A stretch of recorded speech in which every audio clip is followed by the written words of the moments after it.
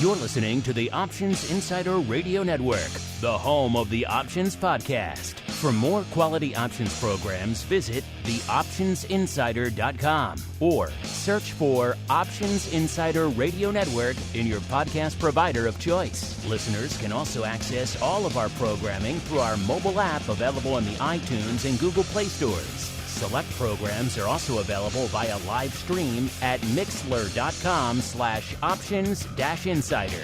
That's mixlr.com/options-insider. Don't forget to follow along with your favorite programs and submit your own questions for the hosts at twitter.com/options, stocktwits.com/options, facebook.com/theoptionsinsider, or via questions at theoptionsinsider.com.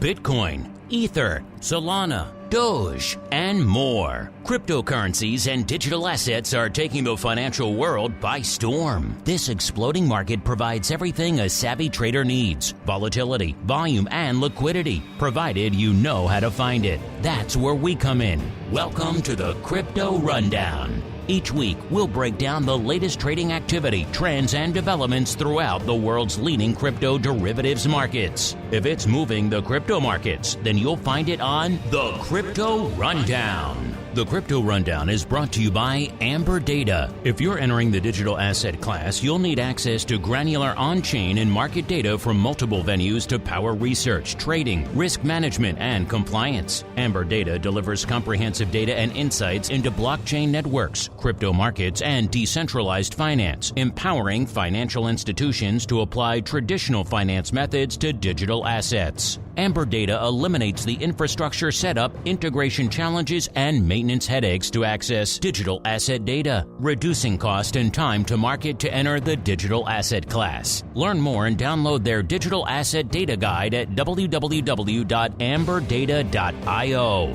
Now it's time to dive into the exploding world of crypto derivatives. It's time for the Crypto Rundown. All right, everybody. That music means we are back once again. It is Monday, time for a little bit of the old Crypto Rundown. My name, of course, Mark Longo from theoptionsinsider.com, as well as from the network upon which so many of you have been binging on of late. If you're just listening to the Crypto Rundown, man, you're missing out. Nearly a dozen other shows, including some fun special events like tomorrow, big day here in the U.S. Election Day, listeners. So we will be going live tomorrow night starting at 6 p.m. Central. I will be joined by a bevy, a slew, a plethora of special guests for, let's say, 3 hours, whenever the spirit compels us to finally end. Whenever my voice gives out is probably a more accurate comparison. But I will be joined by a slew of special guests to break down everything going on in the markets. The crypto angle obviously going to play a role in that tomorrow as well. We're seeing a lot of movement heading into the election as a result of the ebbs and flows of the various candidates and their stances, pro or maybe not as pro crypto out there. So there's going to be a lot to talk about on our election night special. Make sure you tune in for it. We'll put out all the links and everything ahead of time so you can join us live. If you can't make it for the full thing or you can't make it at all, of course, we'll have it available on demand as well. Should be a fun time. Join us if you can. And who's joining us on the old program today? Well, we've got a first-timer joining us, so it's time to roll out the Crypto Hot Seat. Forget about cold storage. It's time to turn up the heat on thought leaders from the world of cryptocurrencies and digital assets. It's time to take their place on the Crypto Hot Seat.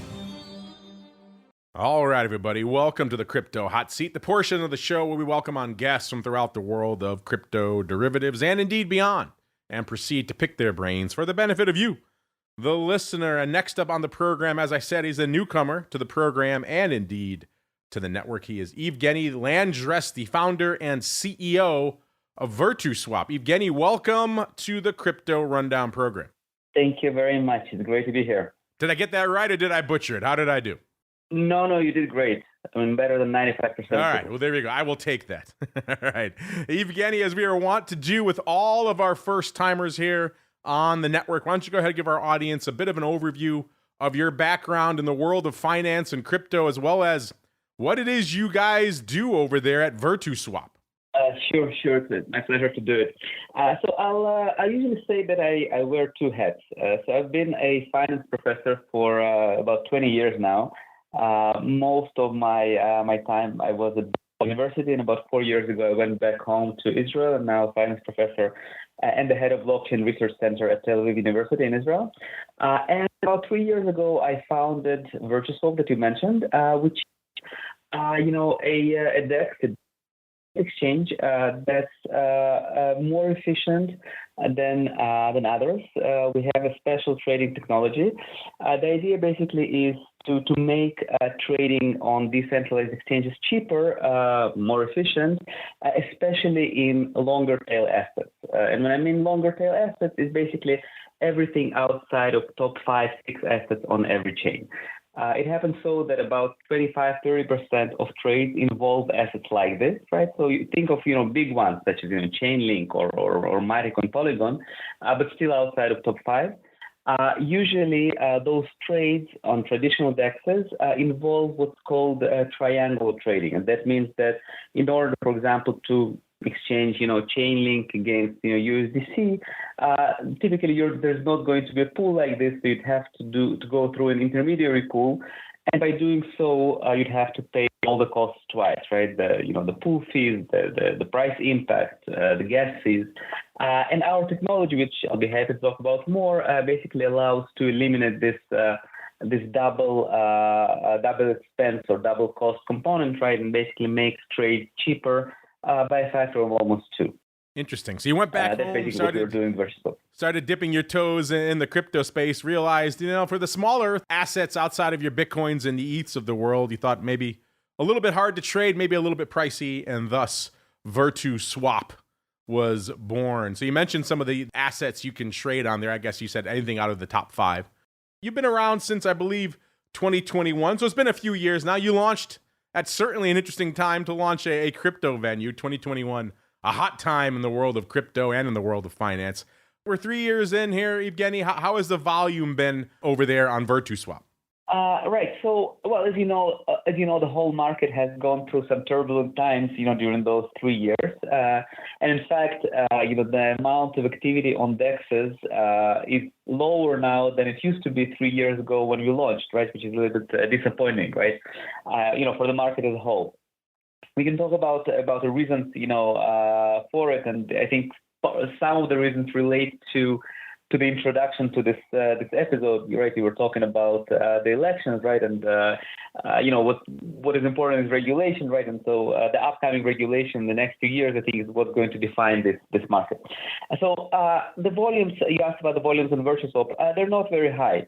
The reason is that in this market, it's still pretty difficult to attract liquidity. We are getting more dollars of trade per unit of liquidity than most of our competitors. But the absolute volume is still growing, right? This is still something that we strive to increase. But the efficiency is there, right? So every dollar of liquidity that you put in VirtuSwap is going to generate more trades than on other DEXs, and the reason is that as many other DEXs, we are kind of integrated with aggregators that are trying to split trades into the most efficient routes, right? And our route is more efficient than most, again, per dollar of trade, right? So that's the picture right now. We've had a lot of DEXs on the show over the last 4 years in particular, I would say. So it's a very crowded space. Do you think that has something to do with the issues attracting volume? You said volume is down pretty much across the board on a lot of these DEXs right now. You think some of that has to do with just the fragmentation? It seems like every week on the show, we're getting hit up by yet another DEX at a certain point. You're spreading that volume pretty thin, aren't you? That is definitely true. So I mentioned aggregators. So aggregators is one way to aggregate the fragmented liquidity, right? And even though there are a lot of DEXs and even more pools, right, some part of the trade is going to go to the relevant pool, regardless of how small that is, right? So that is fine. What worries me more in recent times actually is the fragmentation of liquidity across chains, right? So there is pretty much every day that a new chain is born. And kind of aggregating liquidity across chain is a much trickier proposition. And right now, so far, it has not really been solved, right? And so this liquidity fragmentation across chain does really make kind of liquidity pretty low on most chains. And, when you also add to that, the multitude of DEXs, on different chains, that indeed spreads the liquidity thin. So that's an issue that, that needs to be solved. I don't think that we are sort of at an equilibrium right now. I think we're just kind of trying to find what the eventual equilibrium is going to be. I think it is going to involve fewer DEXs and definitely fewer chains. You mentioned that kind of cross-chain liquidity. You're right, that is an issue. Is that, you think at the end of the day, is that a technology problem that will solve that? Or you think it's these aggregators need to just do a better job of, maybe someone wants to do Tron versus ETH, and they're able to get those two together? How do we cross those chains there, Evgeny? How do we cross that bridge? Right. So, I mean, this is not something that we are doing, but there are technology solutions that are emerging, such as, Eigenlayer and, things of this nature that tries to connect different chains. But eventually, I think the market is going to decide, which chains it needs and which, it doesn't. And eventually, the chains that are not needed are going to be washed out of the market just by virtue of competition. But that, as with any other market, is going to take time, right? So right now, we're sort of in the it seems like we're in the market discovery stage. So it's probably going to take, 1, 2, 3 years, 4 years to figure out, how the equilibrium is going to look like.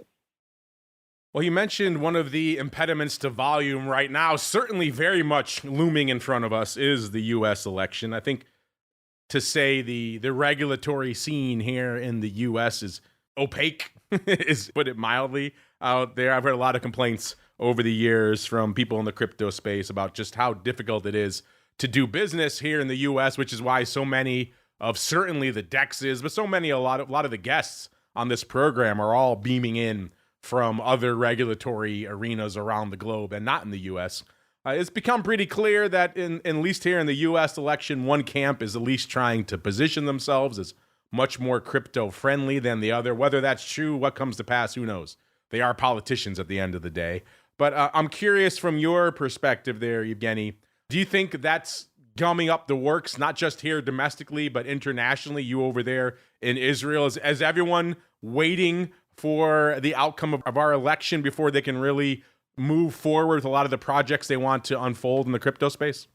Yeah, well, I cannot speak for everyone, of course, but it seems like it's really something that the whole world is eagerly anticipating. Or at least the whole crypto world. The reason is that, if we take ourselves back to 2021, when a lot of, new crypto projects were formed and funded, the valuation back then based on an assumption that, this whole kind of decentralized finance technology is going to be useful to assets that are outside of crypto, right? So basically tokenized real world assets. That was the reason for the huge valuations of pretty much every kind of round of financing that we saw then. And that clearly didn't happen, right? And the reason for it is that there is no clear regulation, not in the US and frankly not anywhere else in the world. Until, this market or this technology could be made useful for the overall kind of financial markets outside of crypto, which 100 or a couple of hundred times bigger than the crypto market, right? Until then, I'm not sure that kind of crypto has much room to grow, right? Because until the big kind of players in finance are going to take it seriously, right? I don't think that we're going to see 10x valuations relative to what they are now, right? So, and for that, as I mentioned, regulation is crucial, right? So, if regulation is such that it would eventually allow tokenization of real world assets with their ability to be listed and traded on DEXs, right? And with all the benefits that decentralized finance provides, right? Then I think we might see an explosion of this whole sector. Well, you're certainly working with a lot of the buzzwords over there at VirtuSwap. You've got, of course, DeFi, which is a hot buzzword still to this day. And also, you're using a lot of AI over there to help drive a lot of your systems behind the scenes. Now, some people will be intrigued by that. I know some of our listeners are also, those are two buzzwords that both terrify them. So putting them together probably going to terrify some people. But what are you folks doing over there at VirtuSwap with AI? Sure. I'll try my best to put it as simply as possible. So we actually started working on what people now call AI agents some time ago, before the word became fashionable. And the idea is actually quite simple, right? So we have a trading technology that in many cases turns out to be more efficient than others, right? But at the end of the day, a success of any trading system is basically a function of the liquidity it has, right? So the more money the system has, the more efficient it is.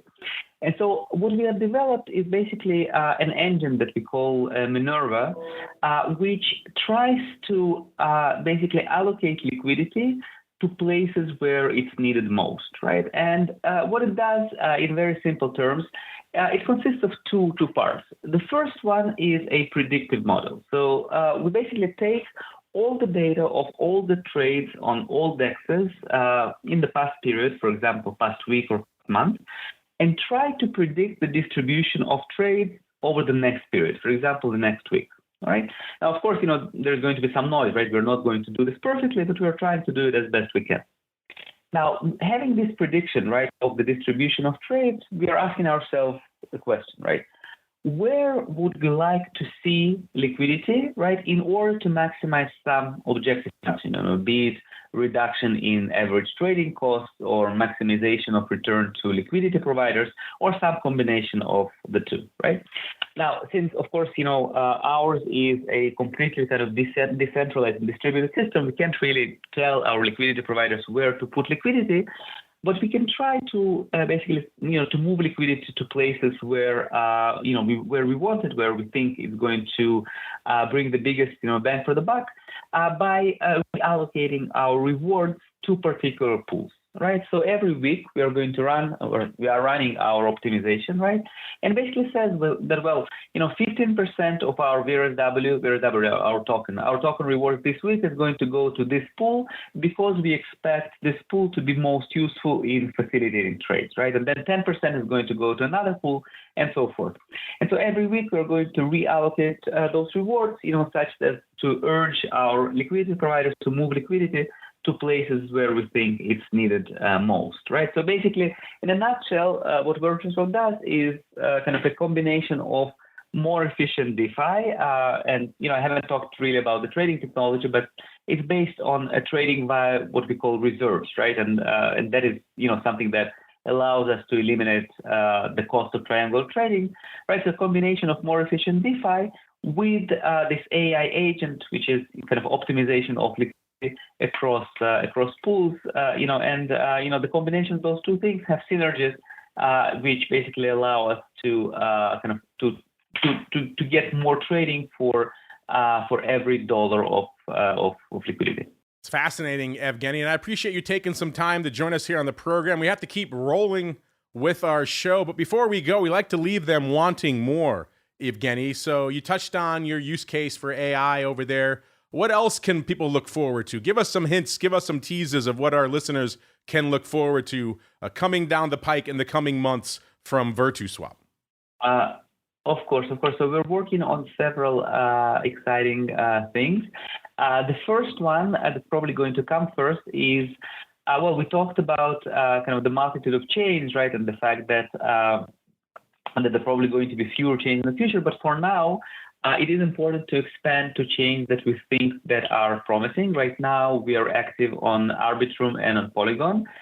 And soon we are going to be expanding to an up-and-coming chain that I'm personally very excited about. That's called ZenChain.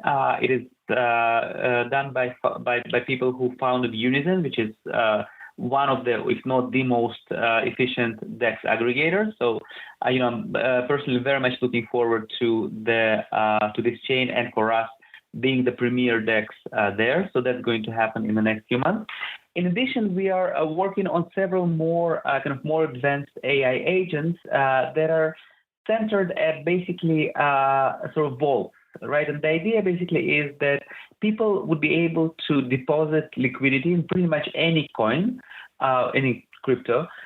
We are going to exchange this crypto into something that we think is going to be the most efficient in our system, right? And then eventually, the person is going to take the money out. He'll be able, obviously, to exchange it back to the currency he started with. But the point is that you don't really need to think about, market timing or pool picking. The system, the AI agent we're currently working on is going to do it for you. This is, a more longer term prospect, but this is something that we're excited about and, something that we're going to be rolling out in 2025, hopefully. So if someone comes to VirtuSwap in the future and they deposit assets in, let's say, Polygon, your AI would maybe swap it to Tron because it's more efficient? When they want to cash it out, they would get Polygon again. Is that how that would work? Exactly. And we're going to constantly update the liquidity, right, with the goal of trying to maximize the returns to it, for the time that the liquidity is there on VirtuSwap. That have to be a short-term transaction, though, because if you have it long-term, they're going to want the return profile of whatever they deposited, right? And if, let's say, Polygon takes off and Tron sits around for a while, they may not be a happy customer at the end of the day. Sure. No. So of course, hedging is going to be involved. It's a pretty sophisticated system with another agent type that's called hedgers, right? They basically take the risks, of course, willingly and for rewards, right? And basically offloading this risk, from the people who don't want it, right? But overall, right, like in pretty much any economic setting, right, the important thing is to grow the pie, right? And then dividing the pie is an easier undertaking, right? So the idea basically is to try to always maximize rewards or returns to liquidity at any given point in time, right? And then redistribute, the gains, between people who provided the liquidity in a fair and profitable way. I think we can all agree on that. Growing the pie is better for everyone. And Evgeny, if folks want to grow their knowledge of what you folks are doing over there at VirtuSwap, where should they go? What should they do? So the first place is probably our website. It's virtuswap.io. It also has a link, obviously, to our trading app, but also to a bunch of places where we publish information about VirtuSwap. We have, obviously, Twitter or X. We have Medium, where we publish longer, more detailed articles about what we do. We have, obviously, our Telegram and Discord, right? All of those places have quite lively communities and quite a lot of information that people can read and learn about us. There you go, listeners. Check them out. VirtuSwap.io, the place to go. Meanwhile, we have to go right on into our next segment. It is time for the Bitcoin Breakdown. It's time to explore the latest trending activity, trends, and developments across the world's leading crypto market. It's time for the Bitcoin Breakdown. All right, listeners, welcome to the Bitcoin Breakdown, the portion of the show where we do just that. We break down all the action in the world's leading digital asset. Yep, we're talking about the big dog BTC, a little bit smaller than our last show last week. Last week, crypto and Bitcoin in particular really had the bit, pun intended, in their teeth. They were on the rampage, on the upswing, a lot of optimism heading into the U.S. election that a more crypto-friendly regime will take office, and that was reflected in the price level. We hit 68,858 on the show last week, but that wasn't the high. The high actually came on Tuesday, where we hit 72,724 last week, so pretty frothy. And then the low came actually earlier this morning. Actually, right now, as we're kind of kicked off the show, we were back below 68,000, 67,901 to be precise. So down nearly 1,000 handles from where we were this time a week ago, about 957, and obviously much more than that from the high.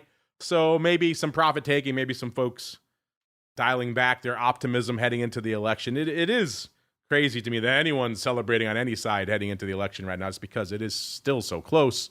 It is still so uncertain. I think a lot of people were reacting to some of the action we saw on the prediction markets over the last couple of weeks, but we all know not a huge volume on those, so they can be manipulated, listeners. So just bear in mind, in fact, there was a quote-unquote French whale bidding up a lot of that on Polymarket. So just bear in mind what you're seeing out there in some of these marketplaces out there, listeners. If you want to see what we're looking at here, head on over to Amber Data, amberdata.io, the place to go to kick the tires and light the fires. If you did that, you'd see that vol looking a little spicy in the crypto space right now, which makes sense. There is a huge and potential inflection point, a huge event happening not even a week from now. It's happening tomorrow, listeners. At least we hope. I hope we have an outcome tomorrow night. We don't need one of these lingering, contested elections. That's not good for anybody. But right now, the weekly vol in Bitcoin is reflecting a huge potential inflection point tomorrow. We were at a 54.6 on the show last week, 80 coming into the start of the show right now. I haven't seen an 80 in Bitcoin vol in quite a while. So that's looking pretty spicy. Now, that's on, of course, the weekly vol front. You get to a little bit more normal vol metric, like 30-day vol. It's still looking spicy, but not quite as spicy. It was 55.7 on the show last week, 61.25 this week. So we haven't kissed a 60 handle in vol in Bitcoin 30-day in a while as well. So again, looking frothy, but that is to be expected. There's a lot going on in the next 24 to 48 hours. So should be interesting. Longer term vol, we know those are calmer, cooler, saner heads traditionally. 54.5 a week ago, 55.6 today. Let's get out to the Skew and see what the Skew is showing us. This is interesting. On the weekly Skew front, we're really not seeing a heck of a lot of anything. It was 2 3/4 to the upside on the show a week ago. Coming into the start of the show today, it is positive 0.75. So not even a positive 1. So I think we'd be seeing a bias in some direction really out there, but I think anything within 1 point in either direction to me is pretty much flat. So looks like the near dated Bitcoin options are kind of at an equilibrium heading into the election, which is kind of fascinating. I thought we maybe see a bias in one direction or the other. You go a little bit farther out, and that's pretty much the case as well. 30 days, positive 3.35 a week ago. This week, positive 2 3/4. So coming in a little bit. Not that some of that is because we're coming off the highs, obviously, but also, I mean, it's a decent bias, but it's not explosive in any direction either, which is kind of interesting. Longer term, 180 days, positive 4 1/4 a week ago, 3 3/4 this week. So obviously, long-term Bitcoin bulls, they're bullish, obviously, so they're going to be biased to the upside. Coming in a little bit out there. What else is coming in? Coming in pretty hard are a lot of the Bitcoin assets we like to talk about here that a lot of you like to trade options on, like Bitto. 18 1/4 right now, down $1.60 from where it was this time last week. Now, it did go ex-div, so that, of course, is something to bear in mind. The dividend in Bitto is a lot, and whenever that comes out, it's going to come right out of the stock, listeners. So that was nearly $1 again this time. So if you've had Bitto in your back pocket for the last few months, you at least collected a fair amount, probably almost $3, just in straight cash on that dividend. Now, you had some fluctuations on the returns, but the dividend is at least a decent thing to put in your back pocket. The ADV, 131,000 out there right now. That's, interestingly enough, actually, it's up a little bit. It's up to about 133. That puts it up about 2,000 from where it was this time a week ago. Paper-wise, this is where Bitto is coming to shine, listeners. The ADV is 133, 304,000 contracts on the tape today. So obviously we just went ex-div, so that was part of it, but also just enormous paper. I'm looking here right now, listeners. Looks like we have the DES 15 3/4, 13.15. These are funky strikes. Looks like a put spread going up 100,000 times. Yeah. That was a spread. That'd be interesting. If they bought that, listeners, obviously a 2.65 point wide spread. They paid, looks like about 63 cents for it. Would you be a buyer or a seller of that spread for 63 cents, listener? That's another interesting one. Maybe that could be a fun flash poll we can put out ahead of our election fun a little bit later this week. But that's an interesting spread. Now, if past is prologue, I would think people might be selling that just because Bitcoin bulls are Bitcoin bulls. And in the past, selling puts in Bitto has worked out pretty well. I'm trying to see if I can get more execution data on that for us, listeners. It says, yeah, exactly mid-market. So I'm going to guess people probably sold that, but the way it went up here, it looked like they might have bought it. But I think the way BitO has traded in the past, not a lot of downside put buyers in BitO. If you do want to buy those, they are fairly cheap. So that's something that's attractive, I suppose. I don't know, listeners, are you a buyer or a seller at that level? Again, might be a good question of the week or a good poll question for our audience. In terms of vol, the vol's getting spicy out there. It's at a 70 right now in the 30-day vol. So interesting stuff. Obviously, you take away that massive put spread, only 104,000 contracts on the tape in BitO today. So that put spread really distorting things a little bit out there. In terms of size positions, it's still the Jan 30s and Jan 35s with 110,000 and 80,000 contracts respectively. Let's get out to BitX. It's at a 31 even this week, so pretty much giving back everything it gained last week. It was up 265 last week, down 2 3/4 this week. So it giveth and it taketh away. Right now it's taken away. The ADV, 30,000 contracts a day. It's up about 3,000. And today we're seeing 30,000 contracts on the tape as well. So interesting. Decently heavy day. You'd expect some paper to be hitting in a name like BitX heading into the election. Looks like the big dog right now. 1,200 of the Nove 35 calls. I said we're at a 31, listeners, going up today. Looks like paper probably selling those. Yeah, they sold them for $1.85. Not a bad little covered call, getting nearly $2 in your pocket. And if BitX rallies, you're out at effectively, 35 plus $1.85, so $36.85. Not a bad do, as the kids say. If it sells off, then you have nearly $2 worth of cushion. I mean, you might still wear it on BitX because this thing could easily fall out of bed, but at least you have nearly $2 in your back pocket for a rainy day. So interesting stuff out here. In terms of size positions, it's still those Jan 2026, not even this coming Jan 2026 70 puts, still dominating the tape out there in BitX. I almost said Mara because we're coming down to Mara right now, listeners. Mara 15 3/4. Another one giving up to Ghost. This is kind of fascinating. I thought maybe these crypto assets, a lot of this bid we saw recently was based on optimism heading into the election. Either the worm has turned or people are just not as optimistic as a week ago. Either way, Mara giving up the Ghost here. 15 3/4 down $3.20 since our last show. The ADV continuing to get frosty, though. A 284 up 15,000 contracts from this time a week ago. Today, we have about 205,000 contracts on the tape. The vol staying spicy. It's at a 110.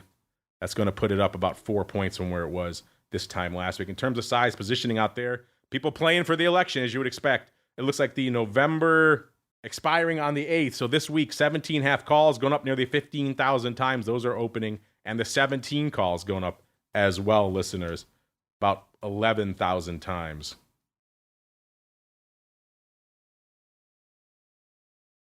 Oh, it looks like we might have had, it looks like we might have a 17, 18 half vertical. Looks like they did it for expiring this week they did it for 28 cents. The 17s for 50 cents on the bid. 22s also on the bid for 18 halves also on the bid for 22 cents. Could be a stupid. That would be very strange. I don't recommend that, listeners, getting naked short a bunch of units in Mara heading into a big inflection point tomorrow. But we have seen weirder things. It could be a bit of a roll down as well. It's definitely opening on the 17th, so that could be happening as well, in which case we have seen weirder things out here in Maryland. The big dog position out there, the Jan 30s, 42,000 of those bad boys. They're looking a little bit better last week than they are right now. Speaking of how things are looking, let's see how the altcoin universe is shaping up. It's time to move beyond Bitcoin and find out what's moving the rest of the crypto marketplace. It's time to boldly venture into the altcoin universe. All right, listeners, let's get down to business in the altcoin universe. Let's kick things off. It cost you this week $12.18 billion to break into our top 10. That is down about 0.4 billion. We were at 12.63 this time a week ago, listeners. That got us to Toncoin last week. And what does it get us to this week? Oh, also to Toncoin. coming in at number 10, listeners. Number 9, it's Tron. So our bottom half of our top 10 shaping up pretty much exactly the same as last week, just at a lower valuation level. Number 9 is Tron, 14.1 billion. Number 8 is Doge, 23.2 billion. Number 7, it's XRP, because of course it is, 29 billion, pretty much flat. Number 6, USD Coin, 35 billion, also even there. Number 5, it's Solana, 75.25 billion. Number 4, it's BNB, 79.7 billion. Number 3, it's Tether, because you know it. You love it. Maybe you hate it. Either way, it's always number 3. It's Tether, 120.5 billion. Number 2, it's ETH, 292.7 billion. And the big dog, Bitcoin, 1.34 million. All right, let's get on out to number 2 in market cap. Number 1 in a lot of your hearts, it's ETH. Kind of treading water, at least net show to show. 24.98 on the show a week ago, 24.30 coming in today. So down about 68 handles, which in ETH is pretty much a rounding error. Got a little bit higher, hit 26.58 heading into Halloween last week. And the low is pretty much right as we kicked off our show today. So 228 handle range on the week, even if net were only down about 68. Vol-wise, though, as you might expect, things getting spicy. 7-day vol and 81. So obviously pricing in a massive inflection point tomorrow. That's up from a 51 this time a week ago. So whopping 30 points on the weekly vol front. That is spicy. Looking 30 days out, not quite as spicy, but still ticking up. Almost a 61 last week, 64 this week, so up a little over 3 points. And 180-day vol, 63.4 a week ago, 62.8. So actually coming in. They're hoping that whatever the hell happens tomorrow, we'll have calmer, cooler, saner heads prevailing going out 6 months. Skew-wise, kind of the same deal. Not a huge evolution, which to me is very surprising given what we have staring at us in about 24 hours. Let's go out to the 7-day skew first. Negative 2.5 on the show last week. Negative 2 this week, so no real change there. Monthly skew, negative 1.5 a week ago. Negative 1 today. And 180-day skew, positive 5.7 a week ago. 3.5 right now. So coming in quite a bit on the longer term front, which is kind of interesting. Well, let's run through the rest of the altcoin universe, and then we'll tackle some of your crypto questions, listeners. Let's go out to Solana first. 175 on the show last week. 175.07 to be precise. 159.45 this week. So that really dramatically lower tide just sucking down everything this week. Down $15.62 on the week. XRP, 51.4 cents. I said on the show last week, not going to be able to maintain that. And that's the case. 50.9 cents, down about half a penny. So no big deal out there. Dogecoin, actually the rear uptick. 15.2 cents last week, 15.9 cents this week. A Litecoin, 69.83 last week, 66.17 this week, down 3.66. Cardano, 33.6 cents last week, 32.8 cents this week. So down a whopping 0.0075 if you want to get really precise, listeners. Polkadot, 406 last week, 378 this week, down 28 cents. And everybody's favorite, Shiba Inu, giving back the hubcap for the Lambo. It was $1,000,017.39 this week, 16.89. And before we roll out of here, listeners, let's tackle some of your crypto questions. You've got questions about crypto. Who doesn't? It's time to find out the answers to your crypto questions. All right, listeners, a lot of people have questions heading into the election and the crypto scene. I get it. It makes sense. Let's squeeze a few of you on here. Let's go to Ralph.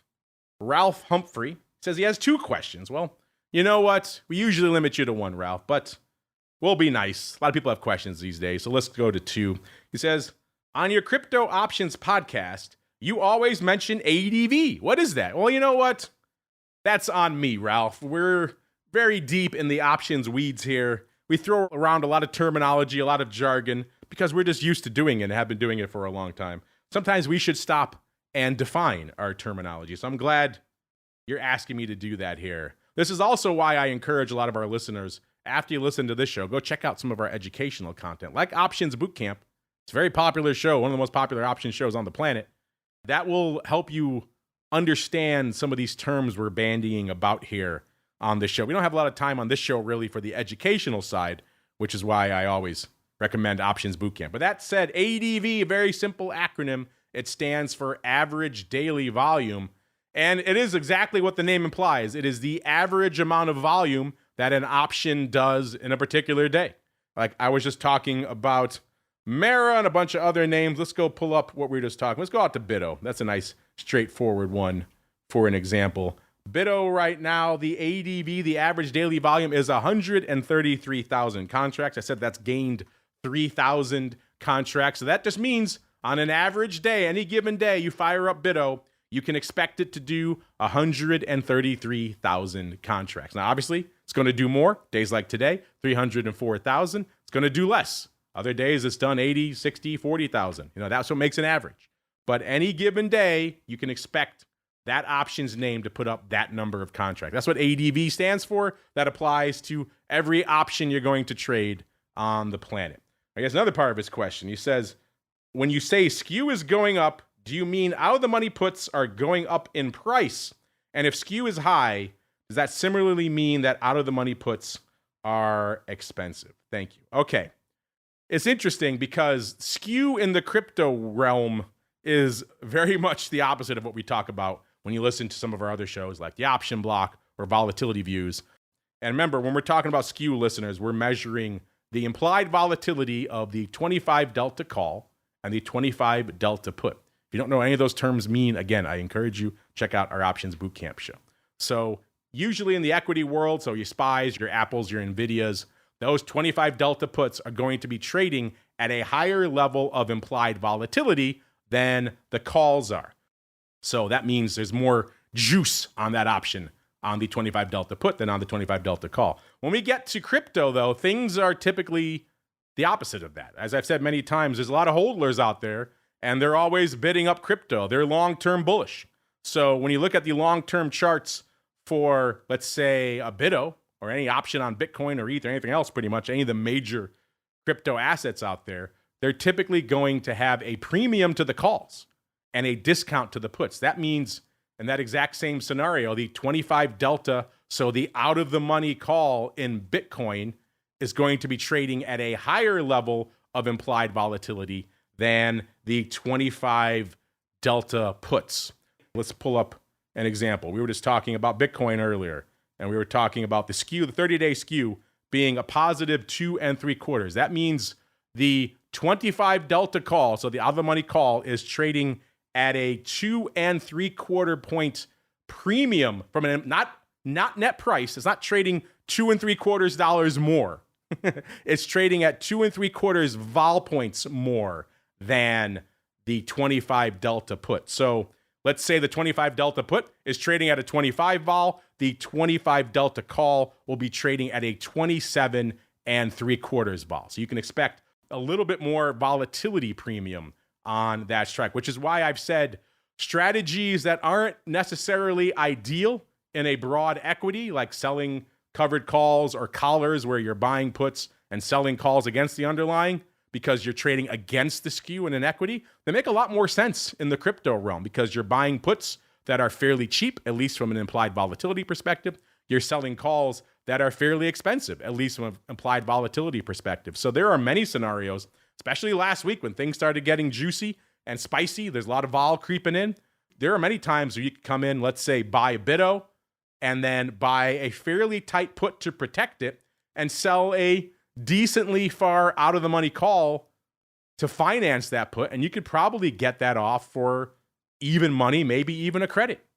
And so you're giving yourself a lot of room to run on the upside with not much downside to risk it. So those are the setups that are very attractive. That's what makes crypto so attractive to a lot of people. If you just want to do straight covered calls, it's also very attractive in products like BITO and other crypto assets because, again, there's that premium to the upside. So if you're selling calls, you're buying puts, you're doing anything like that, you're taking advantage of the favorable skew setup that exists in crypto versus traditional equity assets where you're kind of doing the opposite. If you're buying puts and selling calls in the S&P, you're paying a lot for that put, you're not getting much for that call, and it's not really, you're kind of playing the worst of both worlds there, where you're getting the best of both worlds in crypto. All right, that was a long answer, but it was kind of a fascinating question. And you sent in two, Ralph. That's all we're going to have time for this week, but I appreciate you sending those in. I hope that helps. Again, if you folks have questions about anything we're talking about here, hit us up at Options on most of the major social media platforms. Questions at theoptionsinsider.com. Also works, of course, if you're on the Pro. You can always send them in via our members hotline as well. You can learn more about that. TheOptionsInsider.com/pro is the place to go to learn more. All right. Lot to cover on the show this week. Hope you had fun joining us this week. Listeners, I want to thank our guest, Evgeny Lyandres from VirtuSwap. You want to check them out. It's virtuswap.io to learn more.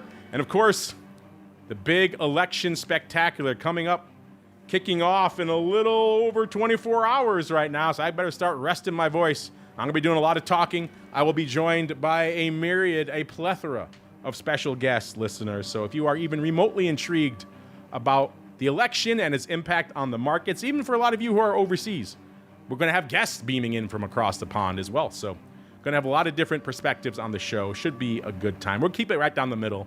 No partisan politics, no nonsense, none of that stuff.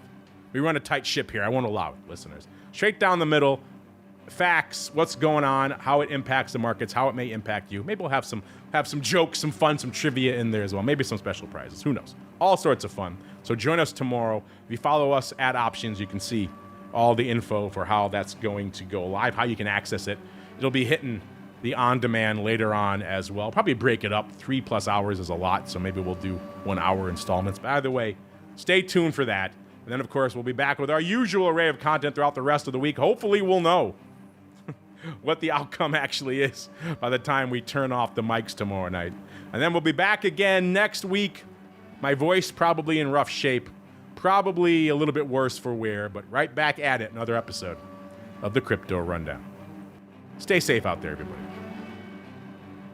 The Crypto Rundown is brought to you by Amber Data. If you're entering the digital asset class, you'll need access to granular on-chain and market data from multiple venues to power research, trading, risk management, and compliance. Amber Data delivers comprehensive data and insights into blockchain networks, crypto markets, and decentralized finance, empowering financial institutions to apply traditional finance methods to digital assets. Amber Data eliminates the infrastructure setup, integration challenges, and maintenance headaches to access digital asset data, reducing cost and time to market to enter the digital asset class. Learn more and download their digital asset data guide at www.amberdata.io.